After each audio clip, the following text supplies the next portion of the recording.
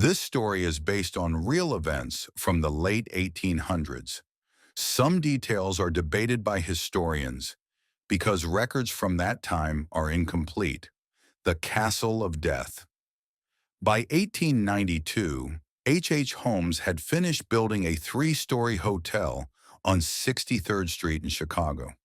From the outside, it looked like a normal hotel, but inside, it was a nightmare. The building was like a deadly maze. Hallways that ended in walls, stairs that led to nowhere, secret doors and hidden passages, trap doors and chutes that dropped straight into the basement, rooms designed only for death. Some rooms were soundproof, so no one could hear screams. Some had hidden gas pipes in the walls. Holmes could fill the rooms with poisonous fumes whenever he wanted. The basement was worse. It had acid pits, a furnace for burning bodies, and tables where Holmes could dissect victims. Holmes was very careful. He often fired builders in the middle of construction and replaced them. That way, nobody ever knew the full layout of the hotel. To the public, it looked like a hotel, but for many who entered, it became a prison. The World's Fair of 1893. In 1893, Chicago hosted the World's Columbian Exposition, a huge fair celebrating 400 years since Columbus arrived in the Americas. Millions of people came from across the country and the world.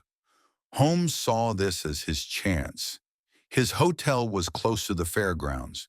He offered cheap rooms and even jobs to young women who came to the city chasing new dreams.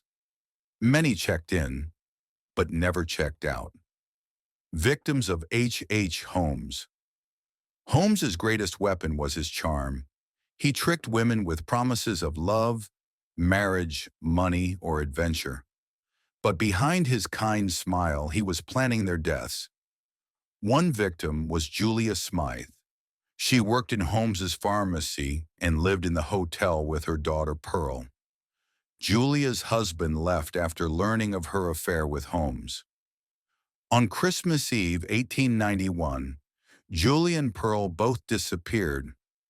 Holmes claimed Julia had died in a failed abortion and Pearl had been poisoned. Later, police found bones in the cellar believed to be Pearl's. Another victim was Emmeline Segrin, a secretary Holmes hired in 1892. She disappeared after only a few months. Her family was told she ran off with another man, but she was never seen again. Then there was Minnie Williams, a former actress who inherited land in Texas.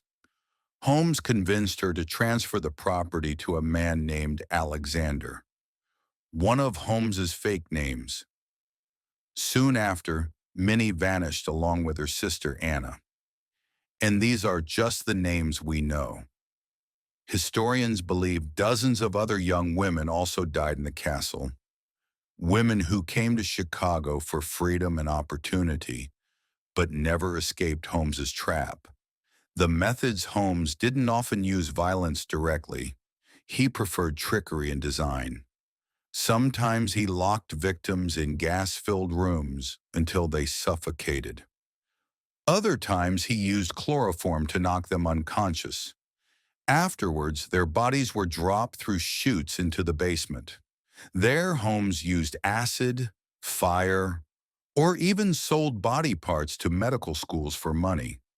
To Holmes, murder wasn't just killing, it was a business. For years, he avoided suspicion. His hotel looked ordinary. His polite manner fooled people, and his crimes stayed hidden.